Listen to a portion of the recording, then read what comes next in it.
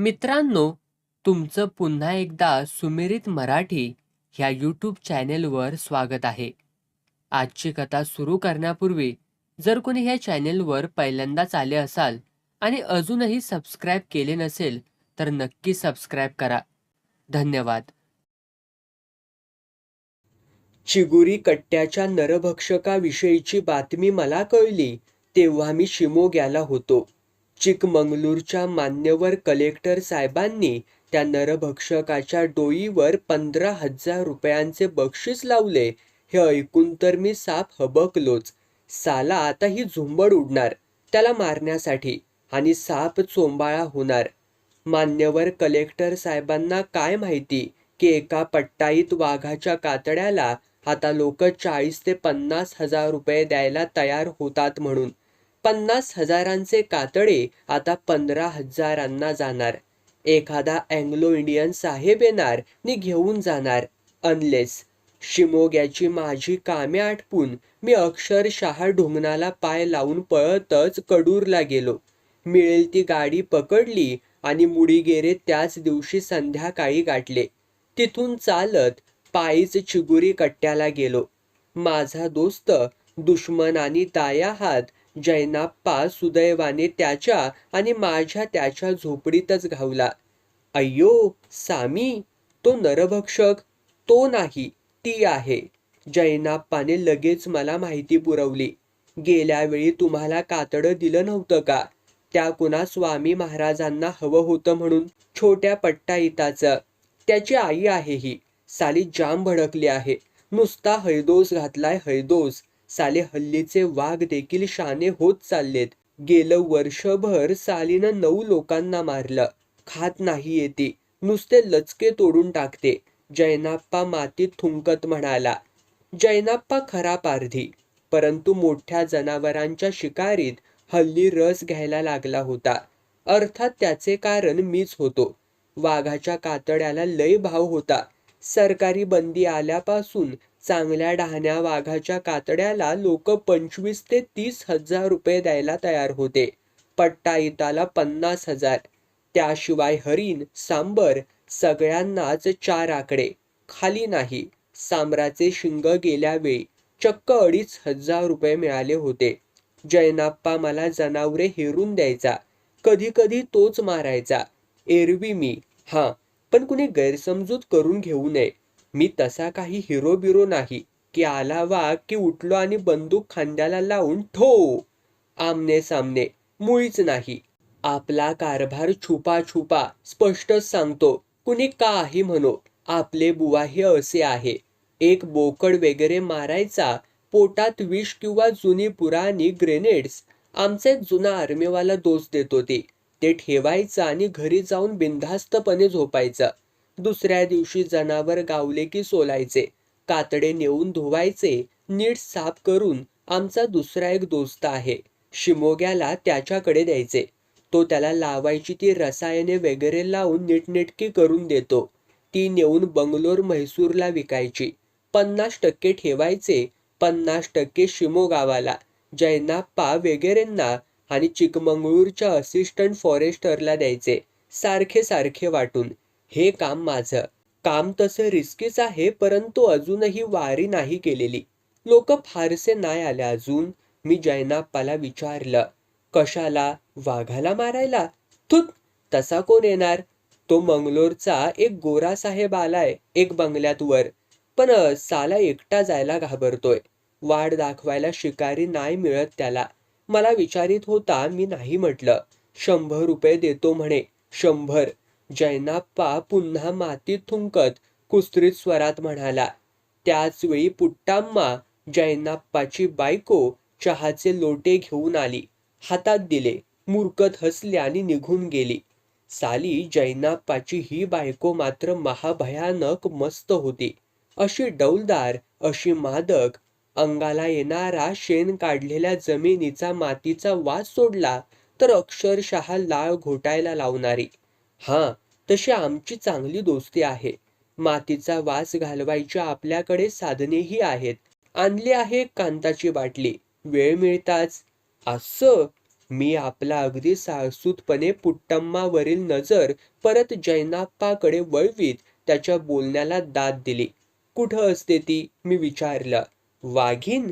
त्या कुमारस्वामीच्या पडक्या देवळाकडे दिसले दोनदा. 17 दिवसांतून एकदा ती त्या मार्गाने जाते म्हणे. पावलांचे ठसेही सांगतात. ती तशी जायला लागले ने आत्ता त्या देवळात कोणीही जात नाही. जैनाप्पा मातीत परत थुंकत म्हणाला. त्याची ती सवयच होती, सतत थुंकायची. पुट्टाच्या आणि माझ्या दोस्तीची जैनाला माहिती आहे की नाही ते माहिती नाही. परंतु पुट्टा म्हणजे त्याप्रमाणे आजवर त्याने तिच्यावर एखादा देखील हात उगारलेला नाहीये. म्हणजे तोपर्यंत बिनधास्त. आजची सोय काय? तू आज काय करणार आहेस? मी जैनाप्पाला विचारलं. पुट्टाच्या हातच्या गुळाच्या चहाची चव घेत त्याच्याकडं पाहिलं. जैनाने डोकं हलवलं. 2 जनावरं बांधली मी त्या वाटेवर. फायदा नाही झाला. भडवी शिवेनाच. जैनाप्पा कडवटपणे मातीत थुंकत म्हणाला. बोंबला. म्हणजे आता रे काय? अशा सवळ्या वाघिणीला मारायचं तरी कसे? आपली हत्यारे हिते जर बोथट पडताहेत तर. मग खाते की काय ती? मारलेल्या माणसांना खात नाही? जनावरं बांधली तर शिवत नाही? उपाशी मरेल की रे अशाने ती? मी म्हणालो. कुणास ठाऊक काय खाते ती? जैनाप्पा तिरक्या नजरेने माझ्याकडे पाहत म्हणाला. तुम्हाला काही उपाय सुचला तर बघा तुम्ही. मी जरा पडदिशी सावरी कट्ट्याला जाऊन येतो. तिथं 2 सापळे लावले आहेत. 2 सांबरं पाहिली होती त्या बाजूला. जैनाप्पा उठत म्हणाला. काळोखातच परत येणार का? मी विचारले. जैनाप्पाने पसरणाऱ्या काळोखाकडे पाहत डोकं हलवलं. उपाय नाही. तुम्ही घरी असताना तिथंच कसा हो राहू. येईन मी जेवायच्या वेळी. जैनाप्पा झोपडीत जात म्हणाला. काही वेळानेच एक छोटी शॉटगन आणि एक पिशवी घेऊन बाहेर आला आणि सरसर चालत जंगलाआड नाहीसा देखील झाला. साला मला फसवायला बघतोय. म्हणे मी जेवायला परत येईन. रात्रभर येणार नाही. सावरी कट्ट्याला पिऊन पडेल तो उताना. परंतु मला मात्र धास्ती लावून जाईल. परत आला तर. म्हणजे पुट्टा आणि मी कोरडेच राहू. कितीही झाले तरी सुंदर बायकोचा नवराच ना तो. थोडाच संशय न घेता राहील. मी उठून उभा राहून आळस दिला. जेवायला ये बेटा. तोवर कोण वाट पाहणार? आम्ही आपले जेवण आत्ताच उरकून घेणार. पुट्टा, हे बघ मी काय आणले तुझ्यासाठी. मी पुट्टाला हाक मारीत झोपडीकडे वळलो. आतून पुट्टाचा खुदकन हसल्याचा आवाज ऐकू आला. पुट्टाच्या अंगच्या कांतावरही तो वास नाकाला येऊन झोंबला. एक विलक्षण खारट, आंबट आणि कुचका वास. वाघांच्या पिंजऱ्याजवळ येतो ना अगदी तसा. आणि मी पुट्टाच्या भोवतालची मिठी सैल केली. पुट्टा, कसला ग वास तो? तिच्या कानात मी खुसफुसलो. अंगातून एक भीती शहारत गेली. पुट्टाचा देहही किंचित थरथरला. वाघ, ती म्हणाल्याने आम्ही दोघेही पटकन वेगळे होऊन झटपट कपडे चढवले. झोपडीचे दार लावलेले होते. परंतु एका पूर्ण वाढलेल्या नरभक्षक चवताळलेल्या वाघिणीच्या धडकीपुढे ही सबंध झोपडीच किती वेळ टिकाव धरू शकेल हीच मला शंका होती. मी थरथर कापतच झोपडीच्या कोपऱ्यात ठेवलेल्या माझ्या बंदुकीकडे गेलो. बंदूक 12 बोरची शॉटगन. केवळ एक शो म्हणून जवळ बाळगलेली. जन्मात 2दाच वापरलेली. एक वेळ चुकून. दुसऱ्या वेळी हरिण मारायला जाऊन चक्क एक झाडाची फांदी जमीनदोस्त केलेली होती. मी चूड पेटवू का? पुट्टाने हलक्या आवाजात विचारले. माझ्या लक्षात तिचा प्रश्न येण्याआधीच बाहेरून फुरफुरनं ऐकू आलं. वाघच. साली ती वाघीणच ती. झोपडीच्या इतक्या जवळ येणारी. इतर वाघ माणसांचा वास आला की पळून जातात. ही नरभक्षक. माणसांच्या रक्ताला चटावलेली. जैनाप्पा काहीही म्हणो. माणसाला ठार मारल्यानंतर न खाणाऱ्या वाघिणीच्या दंतकथेवर माझा विश्वास नव्हता. अजूनही ती चाल करत नव्हती याचा अर्थ एकच. तिला 2 माणसांचा वास आलाय आणि म्हणून ती आत यायला धजावत नाहीये. तिचे फुरफुरणे सावकाश झोपडी भोवती रुंजी घालू लागले. बेटी झोपडीला प्रदर्शिना घालत असावी. काय करावे हे न कळून पण आम्ही काय करावे? चायला ऐन रंगात येतो तर ही पिढा. किती वेळ रुंजी घालणार देव जाणे. काय करावे? आरडाओरडा केल्यास पळून जाईल याची काय शाश्वती, आणि जवळपास कोणी नाही.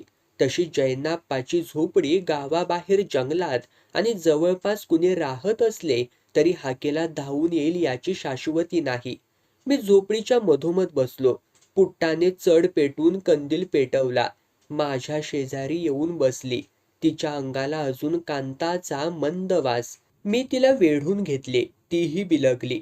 तशा अवस्थेत सेकंद गेले. सेकंदाची मिनिटं. बाहेर वाघिणीचे अधूनमधून फुरफुरणे आम्ही बोललो की, आणि आत आम्ही एकमेकांच्या मिठीत. मग अचानक पुन्हा कळवळून आलं. तिला ओढली, तिचे कपडे फेडून टाकले, आणि मस्तपैकी नरभक्षकाच्या पहाऱ्याखाली आमचे प्रेम चालले. वाघीण नो वाघीण, जैनाप्पाची तरी सध्या भीती नाही. आम्ही मनसोक्त प्रेम केले, कंदिलाच्या प्रकाशातच. पहाटेच्या सुमारास बंदुकीच्या आवाजाने जाग आली. 2-3 बार झाले. आम्ही दोघेही, पुट्टा आणि मी, खडबडून जागे झालो, आणि त्याच वेळेला बाहेर गुरगुरणे ऐकू आले. ते सावकाश दूर दूर गेले, आणि मग शांतता पसरली. आम्ही लगबगीने उठून कपडे चढवले, आणि काही वेळानंतर कसलाच आवाज नाही ते पाहून दार उघडले. आता कसलाच वास येत नव्हता. मी बाहेर आलो, आणि काही क्षणांतच जंगलातून मार्ग काढीत दूरवरून येणारा जैनाप्पा दिसला. तो गात आपल्याच तंद्रीत येत होता. जवळपास येताच मला पाहून तो थबकला, जसा काही भूत पाहिल्यासारखा. मग सावरला आणि धावतच पुढे आला. साली वाघीण आली होती ना, दररोज येते ती. मीच बंदूक उडवली तिला पळवून लावायला. रात्री तिथं राहावंच लागलं. खूप उशीर झाला, पण एक जनावर नाही घावलं. जैनाप्पा एका दमात बोलला आणि खोकू लागला. साला पिऊन पडला असावा. पहाटे जाग आली की निघाला. सावरी कट्टा 4 मैलांवर आहे इथून. अर्ध्या 1 तासात पोचायला हरकत नव्हती. आणि त्याचा तरी काय दोष म्हणा. रात्री नरभक्षकाच्या जंगलातून भटकणे आपल्या बाला जमले नसते. सो जाने दो. पुट्टा चहा कर. जैना पुट्टाला ऑर्डर देत झोपडीत गेला. झोपडीत जाता जाता थबकला. नाक फेंदारून वास घेतला कांता. सामीनं पुट्टाला भेट दिलेली दिसते. जैना कडवट हसत आत गेला. मी आपला चेहरा शक्यतो निर्विकार ठेवला.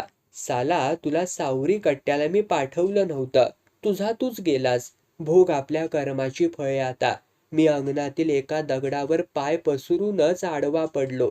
जंगलातील तमाम गायक वृंदाने भुपाळी सुरू केली. आम्ही आमच्या मंद घुरण्याचा मंद स्वर त्यात मिसळला. रात्रभर मला आणि पुट्टाला वाघिणीने निजू दिलेले नव्हते. झोपलो मढ्यासारखा. ती वाघीण माझ्या मागावर आहे. जैना ओढ्याजवळील चिखलातील पायाकडे बोट दाखवीत म्हणाली. मला वाटतं सबंध दिवस ती माझ्या मागावर असते. माझ्या मागोमाग ती सावरी कट्ट्याला आली असावी, आणि नंतर परत हिता आली असावी. मी विचारपूर्वक त्या ठशांकडं पाहिलं. ती परत चिगुरी कट्ट्याला का आली? जैनाच्या मागावर तिने राहणे मी समजू शकलो. जैनाला या सावरी कट्ट्यात सोडून तिने एकटीने चिगुरी कट्ट्याला परत येणे मात्र मी समजू शकलो नाही. काहीही असो, आता प्रश्न असा की तिला ठार कसे मारावे.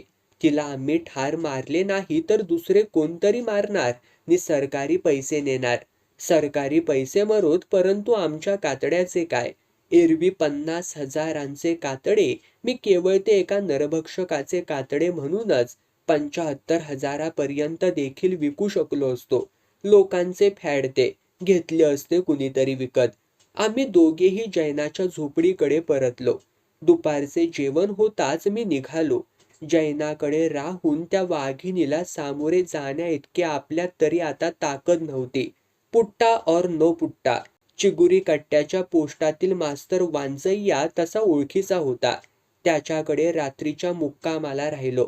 साला, 1-2 दिवसात त्या वाघिणीला मारायची आयडिया काढायला हवी. जैनाप्पावर अवलंबून उपयोगी नाही. तो दारू पुढे सगळे विसरल्यासारखा वाटतोय. बायकोने दुसऱ्याबरोबर झोपणेही त्याला पत्करते. मूर्ख साला. दुसरा एक शिकारी आहे बुद्धय्या, त्याला गाठायला हवा. मी वांजय्याला बुद्धय्याचा पत्ता विचारला. वांजय्याने डोके हलवले. तो बुध्या ना. त्याला गाठायचा आहे तर तुला तो पुट्टाकडे सापडला असता. तू नसताना तो झोपतो तिच्याबरोबर. साली राण झाली ती. जैना 2 दिवसांपूर्वी आला होता इथं. तेव्हा त्यानं शपथ वाहिले. तो बुद्ध्याला आणि पुट्टाला दोघांनाही ठार मारणार आहे म्हणे. वांजय्याने सांगितले. झाले का? बोंबला आता. ह्या माणसांच्या भांडणा झोपण्यामध्ये ती वाघीण सुखासुखीच जाणार अशी दिसते. वांजय्याकडे त्या दिवशी केवळ सिगरेट फुंकणे आणि गप्पा मारणेच होते. वांजय्याची बायको तुमकुरला होती. इथे तो एकटाच होता. ठीक होते. रात्री त्याने कुठूनशी एक छोटीशी बाटली पैदा केली. मलाही घुटकाभर पाजली. त्यानेच बनवलेल्या 2 भाकऱ्या खाल्ल्या आणि झोपी गेलो. दुसऱ्या दिवशी सकाळी उठेतोपर्यंत 8 वाजून गेले होते. जाग येता येतानाच एक भयानक गलका ऐकू आला. तेव्हा कळले, अखेर आदल्या रात्री त्या वाघिणीने मनाचा हिया करून जैनाची झोपडी फोडली होती म्हणे आणि पुट्टाम्माचा बळी घेतला होता. माझ्या काळजात धस्स झाले. रात्री पुट्टा एकटीच होती म्हणे झोपडीत. साला मी त्या रात्री जैनाकडे राहिलो असतो तर पुट्टा मेली नसती का माझा पण बळी गेला असता. मी चहा देखील न घेता तडक जैनाच्या झोपडीकडे धाव घेतली. जैनाच्या झोपडीकडे जाणारी वाट कुमारस्वामीच्या पडक्या देवळाकडून जाई. पडके देऊळ जवळजवळ 500 मीटर्स. जवळ येईपर्यंत दिसायचे नाही. त्यानंतर ते अचानक दिसू लागे. ते ओलांडून उजवीकडील ओढ्यावर यायचे. ओढ्याच्या लगटच जवळजवळ 200 मीटर्स चाललं की एक छोटासा चढाव लागायचा. त्यावरून वर जायचं की एक मोकळी जागा आणि तिथे जैनाची झोपडी. एरवी कसलेही जनावर जवळ देखील फिरकत नसे. परंतु ओढा जवळपास असल्याने जैनाला सापळे लावणे सोपे होते. आज मात्र त्या वाघिणीने झोपडी फोडलीच होती. जैना झोपडी जवळच दगडावर बसलेला होता. कपाळावरती हात, सुन्न चेहरा. मुडिगेरेवरून अजून पोलीस आलेले नव्हते. ते बहुतेक उद्या येणार. जैनाबरोबर आणखीन 2 गावकरी होते. एक खुद्द बुद्धय्या आणि दुसरा कोग्गा, सावरी कट्ट्याचा. सामी, पुट्टाला खाल्ली तिनं, जैनाने सांगितलं. मी हबकलो. जैनाच्या बोलण्याचा अर्थ मला लागला.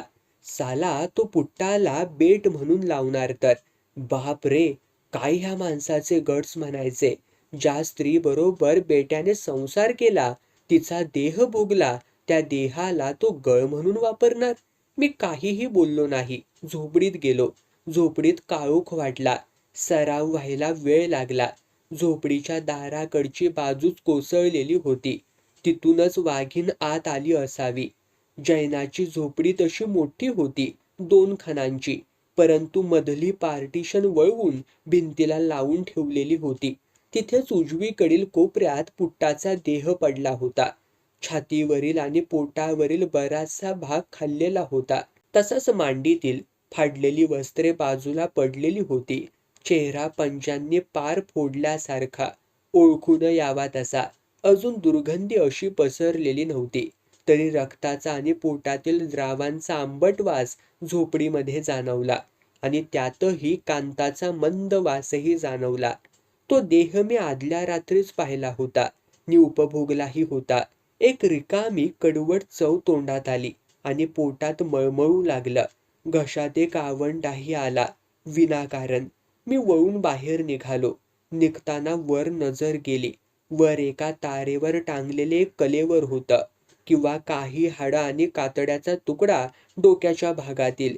मी पाहतच राहिलो. पुढे होऊन हातात घेतले. कुजट वास. कालही हे तिथे असल्याचे जाणवल्याने आठवले.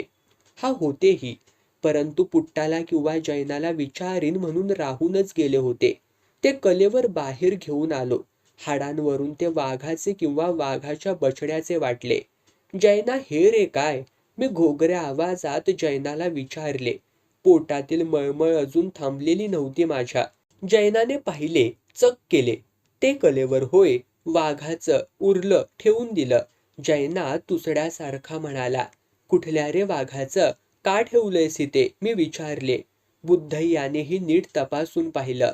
बच्चा दिसतोय. त्या वाघिणीचा बच्चा असावा म्हणून ती आली. तरी मी म्हणत होतो, इतर ठिकाणीही झोपड्यांमधून एकेकट्या बायका असतात. हितेच ती का आली? तिनं का दार फोडलं? त्याच्या वासानंच आली असावी ती, बुद्धय्या म्हणाला.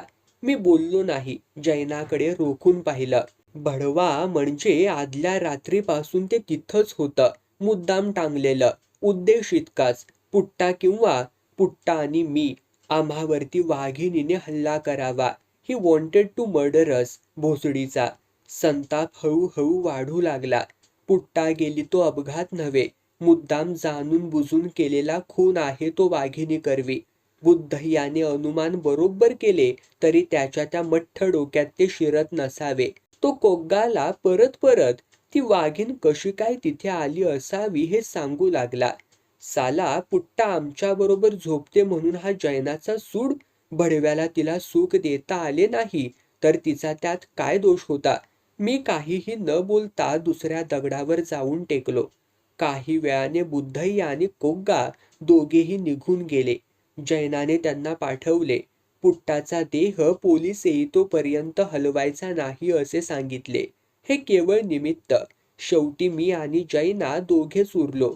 तेव्हा जैनाने तोंड उघडले. तुम्ही असताना वाघीण येणार नाही ह्याची मला खात्री होती म्हणून मी ते आदल्या रात्री काढलं नाही. त्याशिवाय मी परत लवकर येणारच होतो ना.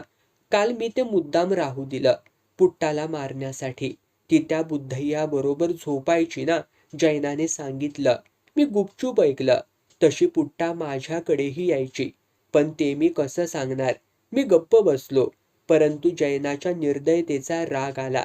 पुट्टा कशी का असेना सुंदर होती, उत्कट होती, स्त्री होती. तिला असे निर्घुणपणे मारणे, मरू देणे मला पटले नाही.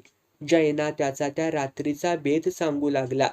पुट्टाच्या पोटात विष कालवून ठेवायचे, तिच्या मांडीतही चिरून ते भरायचे, कसे ते वर्णन त्याने करून सांगितलं. मला पुन्हा मळमळून आले. मी कानावर हात ठेवून डोळे मिटून घेतले. परंतु जैना बोलत राहिला बराच वेळ. त्यानंतर त्याने उठून झोपडीचे दार कसेबसे करून नीट लावून घेतले.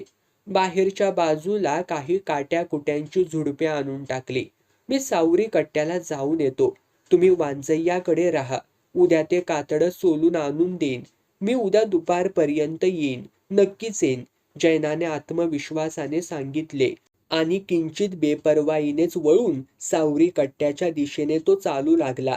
मी मुठी वळवीत तो गेल्याच्या दिशेने पाहिले. जवळपासच ती बछड्याची हाडे नि कातड्याचा तुकडा पडलेला होता. जैना आपल्या झोपडीकडे परतेपर्यंत सायंकाळचे 5 वाजून गेलेले होते. मी कुमारस्वामीच्या पडक्या देवळात लपून राहून त्याचे परतणे पाहिले.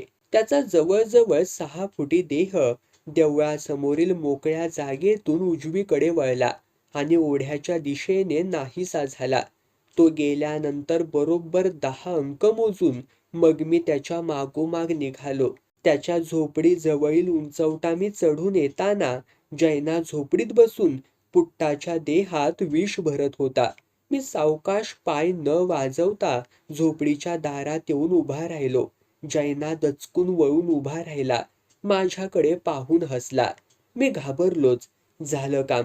थोडंच राहिलंय आता की मग आपण मोकळे. आज मीही तुमच्या बरोबर चिगुरी कट्ट्याला येतो किंवा आपण त्या पडक्या देवळातच मुक्काम ठोकूया. दोघं असल्यावर कुणाचीच भीती नाही. जैना परत उकिडवा बसून आपल्या कामाला लागला. त्याची माझ्याकडे पाठ होती. मी काही बोललो नाही. मी पुढे झालो. झोपडीत आता भयानक कुचका वास येत होता. पुट्टाचा देह कुजत चालला होता. त्यातही एक मंद कांताचा वास जाणवलाच. आणि मी हातातील माझी बंदूक वर उचलून खाली ओढली. एका विलक्षण जोमाने. धप्प आवाज झाला तेवढाच. जैना कोसळला. एक आवाज देखील फुटला नाही त्याच्या तोंडून. मी पुन्हा बंदूक उगारली आणि परत खाली आणली, खात्री करण्यासाठी की तो मेलाय ह्याची. मग त्याच्या देहाला ती वाघिणीच्या बछड्याची हाडे ने कातड्याचा तुकडा बांधला आणि त्यालाच एक जुना ग्रेनेड बांधला, पिन ओढलेली, परंतु आत एक काडी खुपसून ठेवली. पडक्या देवळाकडे परतेपर्यंत 6 वाजून गेले होते. काळोख पडायला सुरुवात झालेली होती. ग्रेनेड फुटण्याचा आवाज भल्या पहाटे झाला आणि त्यानंतर एक प्रदीर्घ डरकाळी फुरफुरत खळखळत संपली, रक्ताच्या गुळण्या झाल्यासारखी. मी लगेच देवळातून जैनाच्या झोपडीकडे गेलो. कावळ्यांची कावकाव ऐकू आली. तिथे 3 कलेवर होती. पुट्टाचे, जैनाचे आणि त्या नरभक्षक वाघिणीचे. पुट्टाचे आणि जैनाचे झोपडीमध्ये, वाघिणीचे झोपडे बाहेरील मोकळ्या जागेत आणि हजारो कावळे. मी काही वेळच तिच्याकडे पाहिले आणि मग खिशातील रामपुरी काढून कातडे सोलायला घेतले. दिवस उजाडताच पोलीस यायची शक्यता होती आणि त्याआधी लोकही. त्या सर्वांनी तिथे येण्याआधी कातडे काढून धुवून घेऊन मला वेगळ्या वाटेने हसन गाठायला हवे. वांजय्या, बुद्धय्या, कोग्गा बोलणार नाहीत काही. त्यांना मागाहून पैसे पाठवले की काम झाले. एनिवे, ह्यापुढे ह्या कातड्याच्या धंद्यालाही रामराम कायमचा. ह्या कातड्याचेच 75,000 मिळायची शक्यता होती. मी शीळ वाजवीत कामाला लागलो. काम करताना सहज नजर वर गेली. वर आकाशात पाहिलं. गिधाडे घिरट्या मारू लागलेली होती. ते पाहताच मात्र माझ्या हातांना वेग आला. मी खसाखसा कापायला सुरुवात केली.